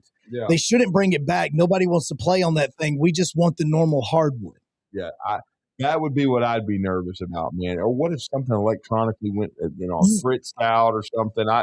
I will say this. Let me give a shout out to the Huntsville Sports Commission and the Visitors Bureau and everything, because we were over there on Tuesday. They have a new floor. What a beautiful floor they have for Conference USA in this tournament, man. The arena looked amazing. They had everything pristine. And I'll be honest, I haven't been downtown too much, in the last calendar year, to be honest. But they had so much construction going on, and a lot of it, there's still stuff going on. Oh, yeah. But a lot of it has, also finished as far as the, around the Probst Arena and the streets and everything, and the street lights. Everything looks pristine. I mean, it looks awesome. I mean, we were talking about your adopted second home country, Japan, yes. and everything being so pristine. That's what it looks like around Probst Arena, man. It does. It looks amazing. I was driving up there on Tuesday morning. I was like, wow, this really looks first class. And you got all this stuff now that's been built, Starbucks, all this stuff, all these restaurants within walking distance. You got the hotels as well. If you're coming down to watch this tournament, it's just being run in a first class way. And as we know, Joe, it's called March Madness for a reason. And we had some madness happen in the Conference USA tournament yesterday. Yes, we did. And a huge upset happened in the quarterfinals, everybody. And I know our good friend Mark Russell was there. I saw it on social media. But Missouri State, who I think now has a 16-17 record. I think they were 15-17. They've already won 2 games. They are 16-17. They're 8-12 in CUSA. But Missouri State has quite a history in basketball. But they knock off Richie McKay and that machine that was Liberty 77-69. So Liberty didn't even make the semifinals of this Conference USA tournament. And then 2-seed Sam Houston, they knock out 10-seed the Aggies of New Mexico State, who had knocked out Jack State the day before. So those are 2 teams that have moved on, Missouri State and Sam Houston, to the semifinals. And then today you are going to have some more action over at the Von Braun Center. And we're looking forward to that. That's going to be tonight. On the men's side, at 5:30, you're going to have Middle Tennessee. Middle Tennessee is going to take on Louisiana Tech in game 1. And then game 2, we had Antoine Petway on yesterday. This should be a heck of a matchup. Kennesaw State already beat Western Kentucky twice during the regular season, but we know how good Western Kentucky is in their postseason history. It's hard to beat a team like that 3 times, but certainly Antoine Petway's bringing, first team all-conference selection R.J. Johnson, who played for Jack Dawson Grissom, Caden Rickard, freshman, who played for my good friend Brian Starkey at Bob Jones. Those 2 guys are big parts of this team. They're going to play tonight. Kennesaw is against Western Kentucky. We're looking forward to those 2 games. And then on the women's side, this morning at 11:30 a.m. you're going to get Liberty and Sam Houston. Yep. And then at 2:00 it is going to be Missouri State and MTSU. They're going to be playing before we get into the men's games tonight. And see, Middle Tennessee has dominated this league for a long time, but this year they're not the top. They're not. They're. I think they're the 3 or the 4 seed. So they're not. They're good, but they're not the heavy favorite as they have been. Now they're still going to have a lot to say about who wins this tournament this weekend. But Middle Tennessee the last couple of years has been a huge favorite and won the tournament. But this year they are not, and we'll see if they can still get it done. But there's been a lot of great action already over at the Probst Arena, and if you want to go watch some great afternoon basketball, watch some high-level Division I ladies hoops, you can do that this afternoon. And then tonight, more men's action. I'm going to try to make it over there to see Kennesaw State and my guy Petway and Western Kentucky. I think that's going to be an outstanding game. And who knows, Petway, heck, man, I got a call yesterday. I know you've been keeping up with this too, Joe. The coaching carousel is a turning. Oh, I mean, heck, we've already had one coach fired after he walked off the court at Probst Arena. Well, no, but we have. Yeah. But I'm just saying, Antoine Petway's done such a good job in his 3 years at Kennesaw State that he's already being mentioned for that Georgia Tech job. Absolutely. And he wouldn't even have to move. Kennesaw's in Atlanta, but Georgia Tech has dismissed Damon Stoudemire and Brian Hodgson, Antoine Petway, a couple guys that worked together at Alabama, are being mentioned for that job as a couple maybe of the top candidates. So we will see Scott Cross also from Troy, who he's already won the Sun Belt, and they're moving on to the big dance. So there's some interesting candidates for that Georgia Tech job. But I will say this, they need to step up their NIL and their money overall, because it's just really stunning that there's so much talent in Atlanta and Georgia Tech can't get enough of it. Because, to me, you wouldn't even have to leave within a 2-hour radius to, build a good program over there. So since the Bobby Crimmins and Paul Hewitt days, I just don't understand why Georgia Tech continues to struggle. All right, phone lines are open to you when we come back. 256-576-4977. Coming up in about 15 minutes, Coach Hedgepeth is going to join us from Miami to talk about UAH Charger men's basketball as they get ready to take on Palm Beach Atlantic. We continue on Talking Ball next. 97.7 ESPN The Zone and WZZN TV.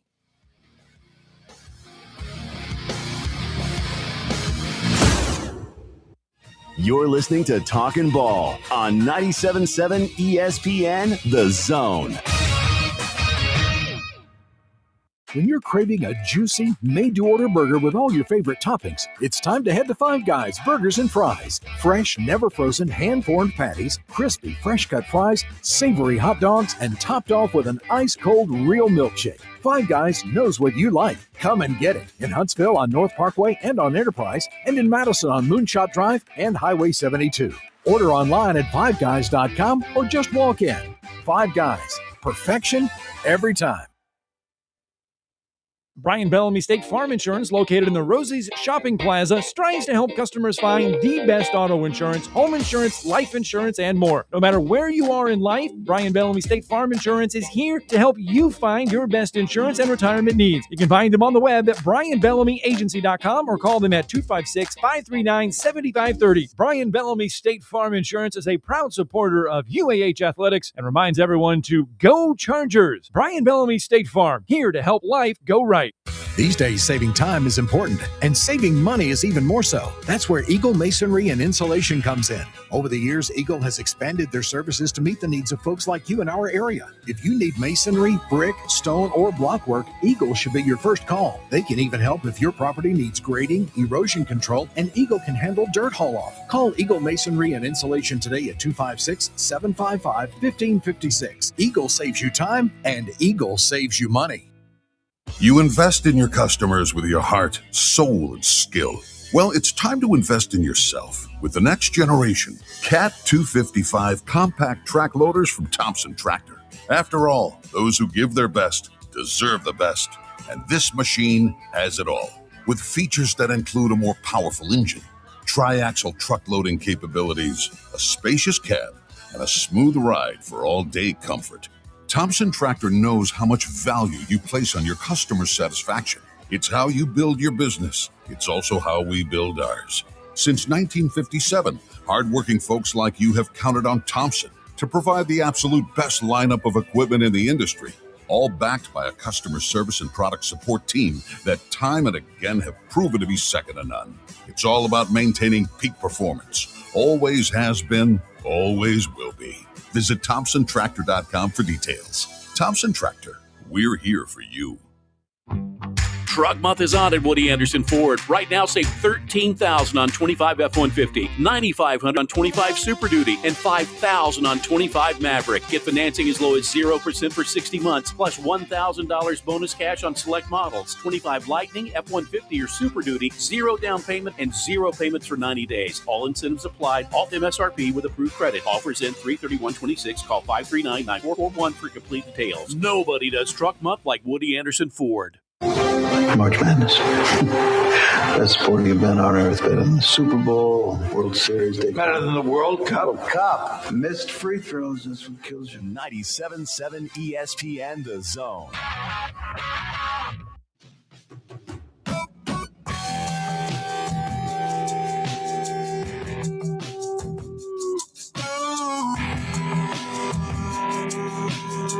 Numbers are coming in now about viewership of the WBC, and overall viewership numbers on Fox, FS1, and FS2 are up over 142% from 2023.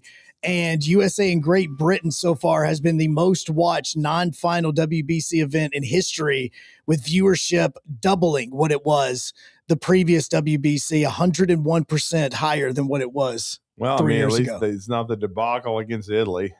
No, it absolutely was. I mean, look, there's not much to do in Houston, man. I'm just going to be straight with you. I spent a week there. I was going to say, I'm just like, baseball. There is not. It is also weird to look at that stadium now, because every single thing that happens, I was like, yep, I walked there. Yep, I walked there. Oh, you know what happens when you go behind that door? I know what happens when it goes behind that door. Like, I look at the stadium totally different now, because we spent so much time being there for there's not a lot to do. So if they went out and had themselves a good time in between games, I kind of understand. I do. Also, Drew, I can actually see you now. The trophy is gone. In between breaks, the trophy is gone. Our good friend Joel Lamp, the Visitors Bureau, who does such a great job with Mark Russell of the Huntsville Sports Commission of putting on this event out at the Probst Arena, the two tournaments, the ladies Gulf South, I knew I'd do that, Conference USA. Yes. And then the men's Conference USA tournament, both of them going on concurrently. The ladies tournament, of course, has been going on in the afternoon, the men in the evening. But he came to get the women's trophy, which has been here about a week. You've been able to see that on WZZN TV. He is now taking it to the arena, because we will have a champion crowned this weekend. And those ladies will take that trophy back to their campus and then be a part of March Madness, which I'm sorry, Joe. I know I love football, but March Madness, there's nothing like it. It is the best month of the year when you get college basketball cranked up. Well, and I think that obviously for me, it's the first 4 days, I think is the most exciting part. You know, once you start getting into the Sweet 16 Elite 8 weekend, it's a lot more business-like than what it is at those first two. It's almost like, if you're talking about NASCAR, which I cannot believe I'm about to make a NASCAR analogy, it's almost like trying to survive the big one at Talladega. You genuinely just try to survive it, and then once you get through it, you're like, okay, now we can start racing. Yeah, that's John Brody and Tom's department. That's just not mine. Not mine. Sorry. Out of all people, I'm the one that made it. I even tried watching the Dale Earnhardt documentary. I got about 30 minutes into it. I will say this. Yeah. I did enjoy years ago, and I guess now it's close to 20 years old. But I did watch 3. 3 was amazing. It was a great movie. I mean, I certainly enjoyed that. And it was I believe it was an ESPN film. It was. I went to ESPN right now because I'm just going to look up and see if they still have 3 available to watch. Yeah, it's outstanding. But I did watch that, and I really enjoyed it. But I have not seen the documentary. I was watching the Daytona 500 that day in 2001, though. Same. When it happened, and I was as stunned as anybody because I saw the wreck, and I didn't think that it was anything that catastrophic until you hear after the race is over, and then they announce his passing, and it was just one of the biggest gut punches ever, because you almost felt like with Dale's career and the 7. I still call it Winston Cup, because for most of his career, when you won the title, it was the Winston Cup. But man, the Dale Earnhardt was gone was just stunning. Well, no, and that movie came out in 2004. As a matter of fact, I thought so it was. I mean, it's right. Yeah. Yeah. I mean, we were still all feeling it whenever that movie came out, because it was only 3 years prior to that when it happened, and so that movie came out in 2004. But 22 years passed quickly. It does. It absolutely does. I'm looking at that movie, and obviously with what we're talking about with the tournament is, now, even as an Auburn basketball fan and as an Auburn fan as I am, seeing Auburn play in their, they have a double-digit number beside them just in the SEC tournament is weird. Well, it's weird because I'm like, this Bruce is not Pearl the standard. Yeah. After his first couple of years, we're used to seeing Auburn make runs. They still may. And winning SEC tournaments and getting to the weekend. And we said it at the start of the show, though. I still think this team in Stephen Pearl's first year needs to get to the weekend. This is a huge game today, Joe. 100%. And so it's your two teams playing against each other. So torn. Tennessee and Auburn. And so and it looks like Nate Ament is going to play. Yes. So to me, I think this is going to be a very difficult matchup stylistically for Auburn. especially with Nate playing. So if they win this game, it's going to be a huge step toward trying to get in. But I still say if they lose it, they're done. And I don't know if they would get invited to the NIT, but I don't even know that the Auburn would accept the bid. I think that, again, the NIT is very much like what we see the bowl system is now is, all right, well, look, if you want those extra practices so that you can start working towards the next year, okay. But see, that doesn't mean as much anymore because what you're preparing for is the portal in about 3 weeks.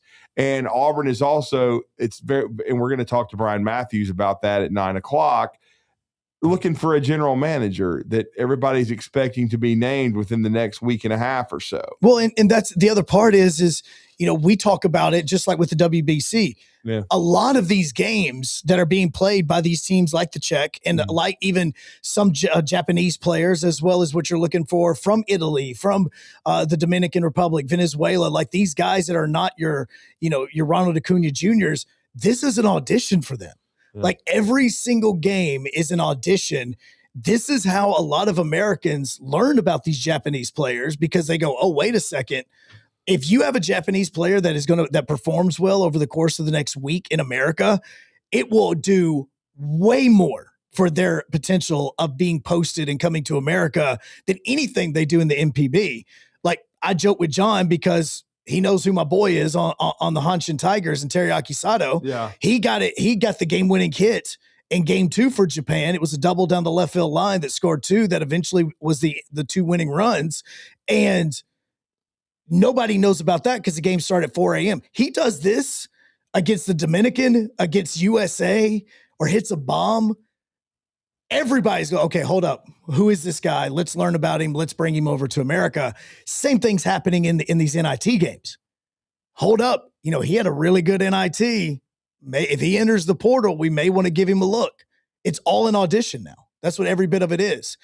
Mick Hedgepeth is somebody that also has to deal with this at times. It's not like we haven't had a UAH player go from playing at UAH to playing Division I basketball. It's happened like in the last 5 years. But he is getting ready to go to the NCAA tournament for the second time as UAH's basketball coach. They will be taking on Palm Beach Atlantic. You'll be able to hear that on 97.7 ESPN, the Zone's family of networks as the games are going on, because their game is going to be happening on Saturday. And we will talk to him coming up next because he's getting himself a tan down in Miami. He is not getting himself a tan. I guarantee you he is not. We come back on 97.7 ESPN, the Zone, and Talkin Ball. Smooth Operator up next.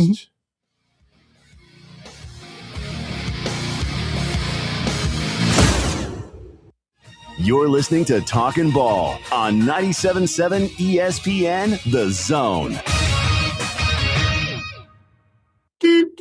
Travel accommodations for 97.7 ESPN The Zone provided by University Kia. Your Fox 54 weather. I'm Chief Meteorologist Jordan Dressman. A mostly sunny sky this afternoon, though we are going to be much cooler across the Tennessee Valley. Temperatures only climbing into the mid and upper 50s. We're going to be quite chilly as we head into the overnight. We drop into the upper 30s, lower 40s. Plenty of sunshine for your Friday. We are going to be warmer. Temperatures climbing into the mid and upper 60s. Looking at the lower 70s for the front half of the weekend. Your Fox 54 weather. Only on 97.7 ESPN The Zone. If hunting and outdoor recreation are your passions, it all starts with the right property. That's where I come in. I am Bo Butler with Southland Realty and Auction, a hunting and recreational land specialist and a Jackson County native who sees land through a hunter's eyes. Just as you trust your guide on a big game hunt, you can trust me to find the perfect property for you. Thinking of selling? Let me help you make your land attract buyers. Remember, Bo knows land. Call me at 256-609-0512.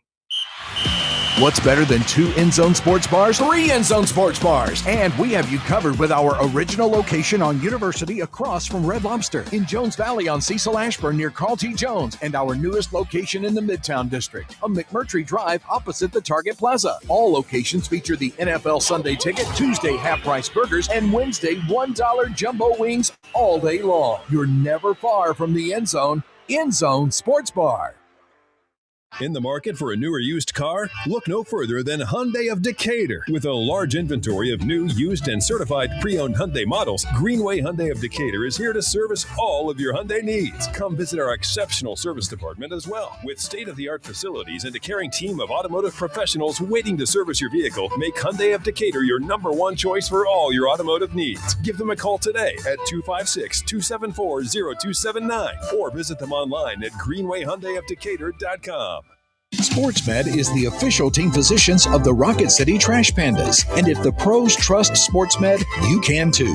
SportsMed provides every service you might need for complete orthopedic care, specializing in orthopedic surgery, sports medicine, joint replacement, spine surgery, neurosurgery, and podiatry. And they offer their own brace shop, in-house full-body MRI, physical therapy, walk-in clinic, and so much more. 4 locations and on the web at sportsmedalabama.com. 1 in 3 adults in America have prediabetes, but most don't know it. To let people know it can be reversed before it becomes type 2 diabetes, professional basketball player Julius Randle is doing everything in reverse. I'm only dunking with reverse windmills. I drove the whole way to practice in reverse. I don't recommend it. This move's called the reverse shuffle. I do recommend it.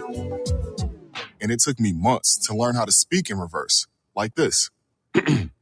Years 10 almost for diabetes type 2 with living Ben has mom my. In other words, my mom has been living with type 2 diabetes for almost 10 years. So together, we want to say to the 84 million Americans at risk, exercise and healthy eating can help reverse prediabetes. Start by taking a simple 1-minute risk test at doihaveprediabetes.org. Brought to you by the Ad Council and its prediabetes awareness partners.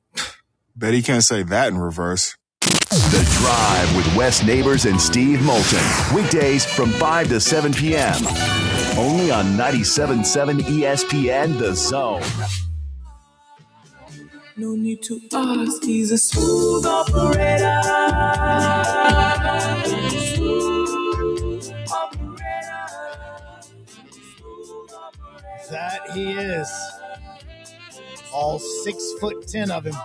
That's exactly right. As we are continuing on Talkin Ball, as Steve Moulton is down in Miami, as he's going to be doing the show from Miami tomorrow. Yes, with you. But today, it is myself, Joe Hunk, and besides Steve, somewhere in a hotel room is not really beside him. That sounded weird. Just go ahead, you do this. I'm just going to stop right now. Well, this is a courtesy of our good friends, Sports Med Surgery and Spine Center. They've been a great sponsor of UAH basketball. We've all season long been honored to be joined by our next guest, and he is the smooth operator, the second-year head coach of the UAH Chargers. They've come in with playing really good basketball down the stretch of the season to earn this bid, this 7 seed, their second straight NCAA tournament appearance under his leadership. I believe 8th straight overall, which is a remarkable accomplishment.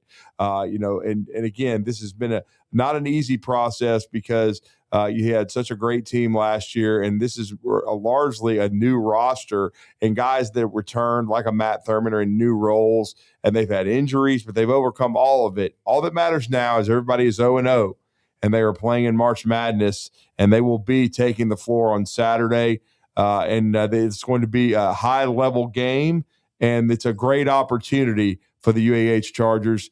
And now Mick Hedgepeth is going to join us to talk Charger basketball and how they ended the regular season and the Gulf South Conference tournament. And then we'll talk about this upcoming matchup that's going to be coming up on Saturday afternoon. Coach, how are you? Good morning, guys. The honor is all mine. I'm good. How are you guys? Thanks for having me on. Well, and if we're talking to you, you're in postseason play, and this is what you do everything in the summer for, with all the sweat, all the workouts, the weight room, all this stuff is for these opportunities, Coach. Absolutely. And you guys touched on it, but just really proud of our group. I think we've faced our fair share of adversity this year. Mm-hmm. We were sitting at 14-7 and looking, not looking great to be here. And our guys were able to finish winning 7 out of 8 and handling our business, doing what we need to do to position us well. And very thankful for this opportunity. And as you mentioned, postseason play.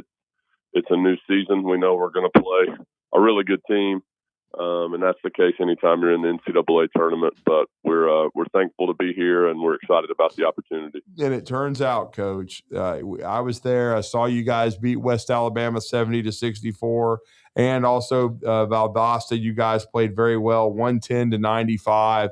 All those wins down the stretch, and I think even it was a very tough, a hard-fought game at West in the semifinals of the Gulf South Conference tournament. But I think all those games mattered because certainly being the 7 seed, you were on the edge, but it turned out you got done what you needed to get done. Were you surprised at the 7 seed? Were you disappointed? When you of course you're not disappointed to be in postseason, but was the seeding about what you expected? It was, and yeah, some of those wins again were massive. Even going on the road, and I know I've said this before, but we were down at halftime at Christian Brothers, at Union. I mean, those are not easy. You've seen a lot of the top teams in our league lose. I mean, Union's a really hard place to play. And then obviously the win against West Alabama, just with the incredible season that they've had, winning our regular season championship. But to beat them at home, that carried a lot of weight. And then again, Valdosta, they were, I believe, 18-9 or something like that coming into our game, and played really well. Talented, had beat us at their place. That's right. And then we go to West Alabama in the semifinals, and it was an unbelievable atmosphere. Credit to them. I mean, that's a hard place to play. We were struggling to communicate our calls a little bit. It was so loud in there, just with their band and with their fans, and it was a incredibly physical game. And they made a few more plays than us down the stretch, and we have plenty to learn and take away from that. But it's been a good week, focusing both just on us and some cleanup from that game, and then looking ahead to our first round matchup. Well, and going to go back to Sunday night, it was about 10:15. We're all, hanging out in the film room, and everybody's kind of talking, and the show started at 10 o'clock, and they're kind of going from the West Coast to the East Coast and these brackets. And when it got to the South region, before that, it was everybody's talking, joking, and then it gets to the South region, then it gets a little bit quieter, but where everybody's still kind of talking. But then when it got to that spot, Palm Beach Atlantic had already been announced. Coach, it was like deathly quiet. I mean, everybody felt like they were holding their breath. What was going on, through your head and the team's head as it got to that moment where you were trying to see, okay, is this going to be our name that gets called? Well, first of all, we've got to get the selection show time changed. Seriously, seriously. I was hitting refresh. I kept trying to find. I was like, it must definitely. I knew it was late, but I mean, I've got a 3-year-old and a 1-year-old at home. I mean, that's way past my bedtime. 100% true. But no, I think our group. Just to be honest, we haven't talked about it much, but I think they felt some pressure. It's interesting. I've been a part of, when I was at Swanee, we won the first championship in 21 years and made the first NCAA tournament there in 21 years. And when they called our name, it was just elation, But then you go somewhere that's made the tournament 7 years in a row and you feel a lot of pressure. I think we all did, even though, again, it wasn't really voiced, that, hey, we don't want to be the group that breaks that streak or lets anyone down or our supporters or anything like that. And I think part of our group's silence and seriousness was there was a little bit of worry. Hey, I really hope we're in. We didn't all really know, and I didn't kind of share anything with them. And then they're all smart guys and look at the rankings and the seedings, and they know the scenarios. And I think they were just really anxious to find out, one, when and if we would be called, and two, who we would play. And I think that they're really focused and excited about the opportunity and ready to go. Hopefully, be playing our best basketball when we all really want to. As you said, we worked all year and all off season and everything else for this opportunity. Well, and we know how gutty your team was down the stretch, Coach. We know Jordan May was banged up, Thomas Allard banged up. They all gutted it out and played.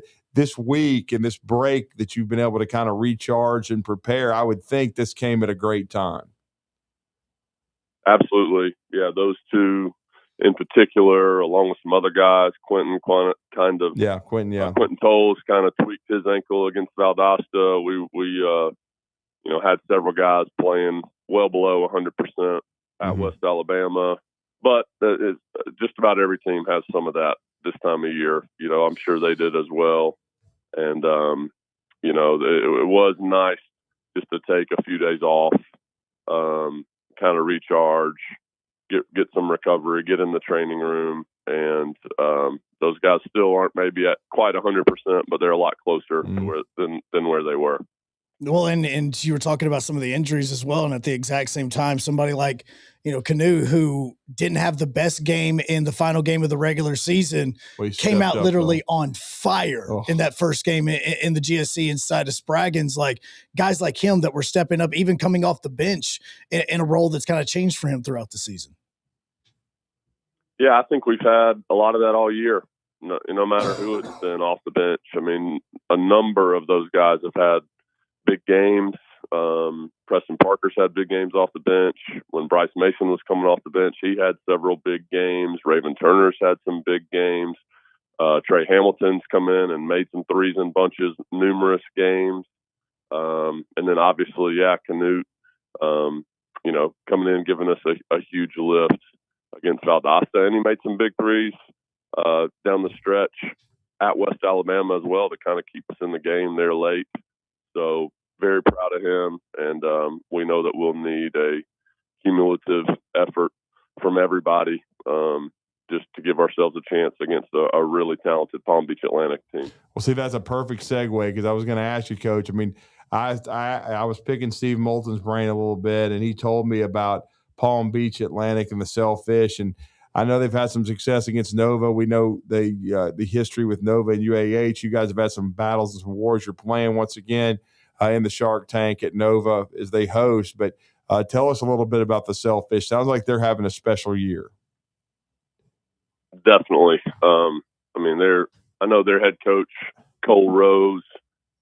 He actually played at Belmont before I got there. So we have that commonality.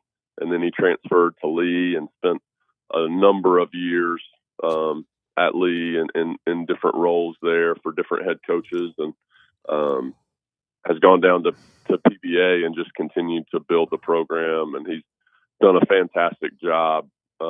This is, I believe, his fifth year there, and they're having the best season they've ever had. And goodness, they lost a heartbreaker to Nova. They were up 5 with 12 seconds left in regulation, and Nova made a couple unbelievable shots to send it to overtime and ended up squeaking out the win. But Palm Beach Atlantic, to beat Nova once, to take them to overtime at their place, for a second time in the conference title game. They're 26-5. They had 20 offensive rebounds against Nova, which is, almost impossible to do. I think they average outscoring opponents by 12 or 13 points. And they're phenomenal on both ends of the ball, really good defensively.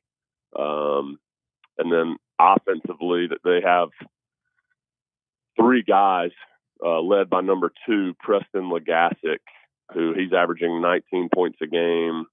But they have 3 guys who can just absolutely fill it up from 3. Then they have a couple bigs who can really back you down and kind of bully you in the post and also get those offensive rebounds. And they're, that's what you have to really make some decisions against them. And that's why they average 86 points a game.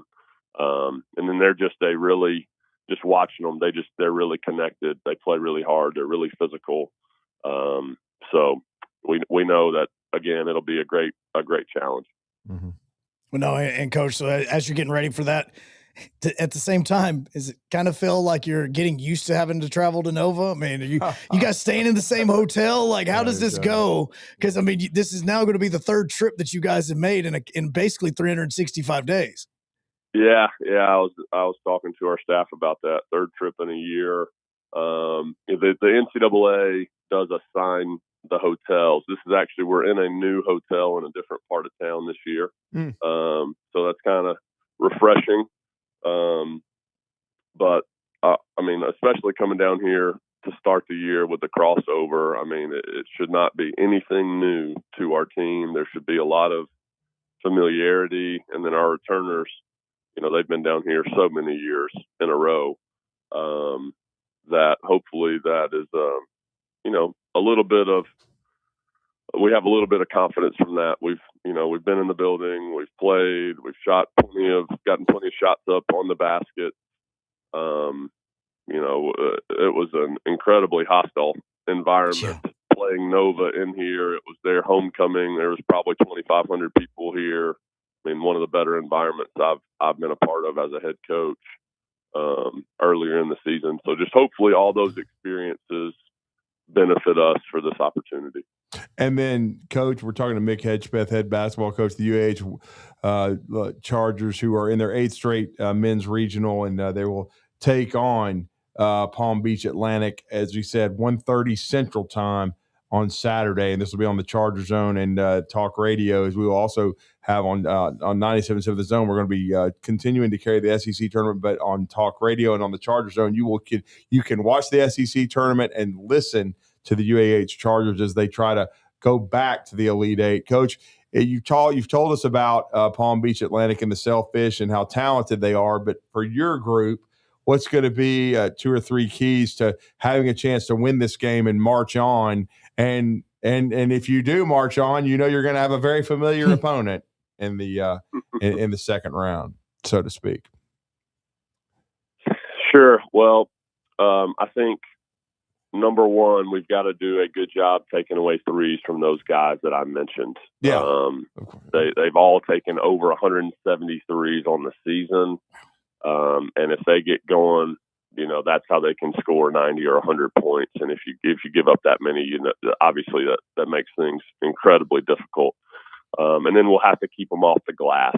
They're averaging 13 offensive rebounds a game. As I've said, they've been doing that at an extremely high level as of late. They average out rebounding opponents by 6 rebounds a game. So we're going to have to put our hard hats on, be really physical, as has been the case in some recent games, especially against West Alabama. They're phenomenal in that area as well. So we're going to have to take away threes, and we're going to have to keep them off the glass. I think those are 2 of the biggest keys to the game. And then, Coach, I wanted to ask you this, because Joe and I were talking about this before you came on in the last segment, because it's tough for West Alabama and West Florida. They just played each other in the Gulf South Conference Championship game. Now they're having to play each other again a week later. Would you rather play a Palm Beach Atlantic it's a new opponent, they don't know you, you don't know them, you're preparing for them? Because it's very tough to play a Gulf South Conference opponent yet again, because the scouting's so good and you have to play against somebody maybe 3 times or even 4 that you've got a history with. Sure, I've thought about that, and I don't know that there's a clear-cut answer. I thought there was a chance we could be the 6th seed and play West Alabama. There you go. Maybe if West Alabama had beaten West Florida in the championship, that could have been the case, possibly. So we were kind of preparing for multiple scenarios there. I think if you look at the numbers, Palm Beach Atlantic's the 2 seed for a reason. Yeah. So you're playing the second best team in the region. I don't know that anyone would want to sign up for that. It's tough. But at the same time, you're gonna play a really, really good team. Either way, I think there's pros and cons. I really think that playing a new team, there is a freshness to it.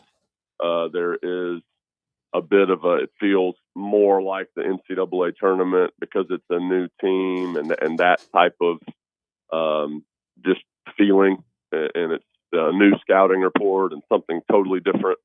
I also think playing someone that you're incredibly familiar with, there's benefits, positives and negatives of that as well. They obviously know you just as well.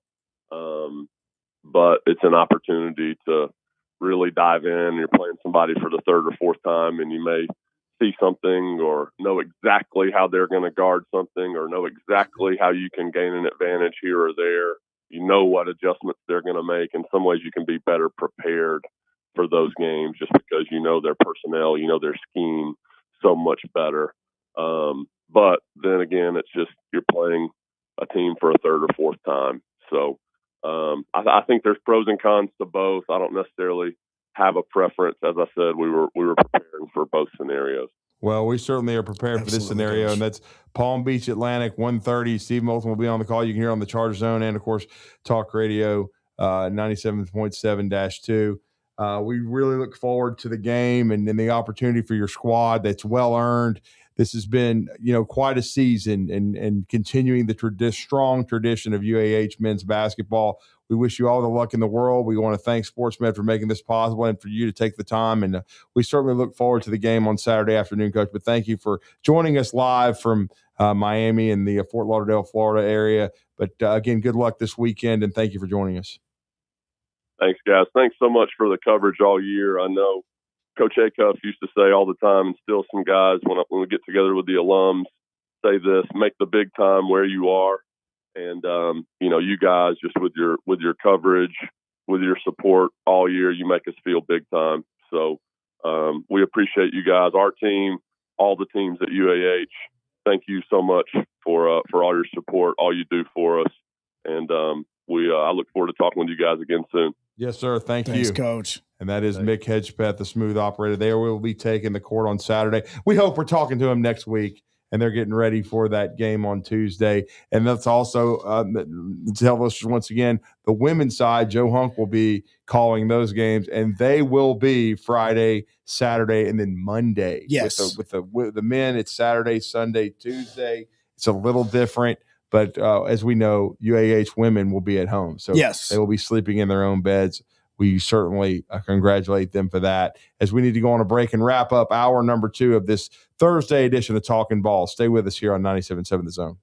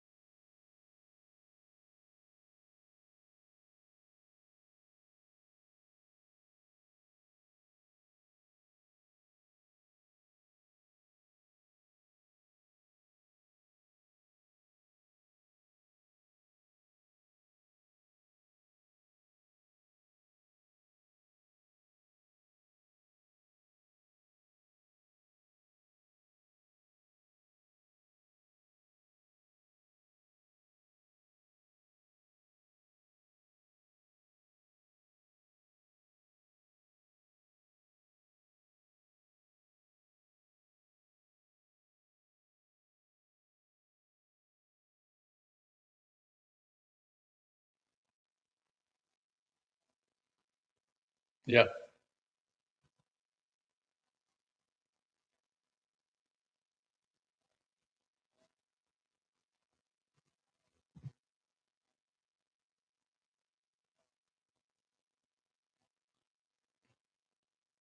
It was really big because Mississippi State had just gone on a run of their own. They had sort of taken control of the game, a double-digit lead, and Auburn made that late run to, make it closer.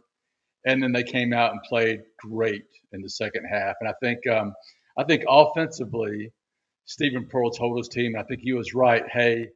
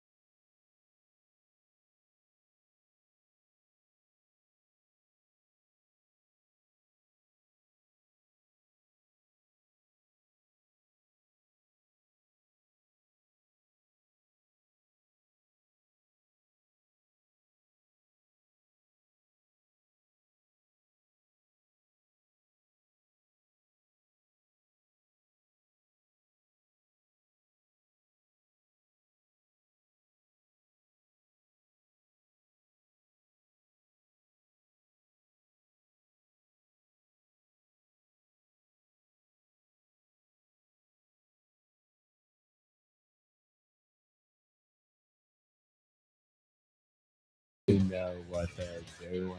Give me a break. But I'm going to give my predictions real fast. Kentucky beats Missouri, even though I hope not. Tennessee beats Auburn. Georgia beats the Rebels.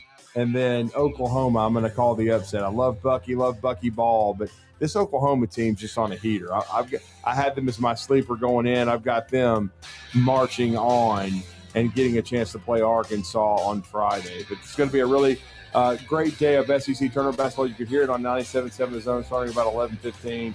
And then, of course, you can go over to Terps Arena today and watch some Conference USA men's and women's basketball as well. Thank you, Joe. No problem. Steven Drew will be back with you tomorrow morning.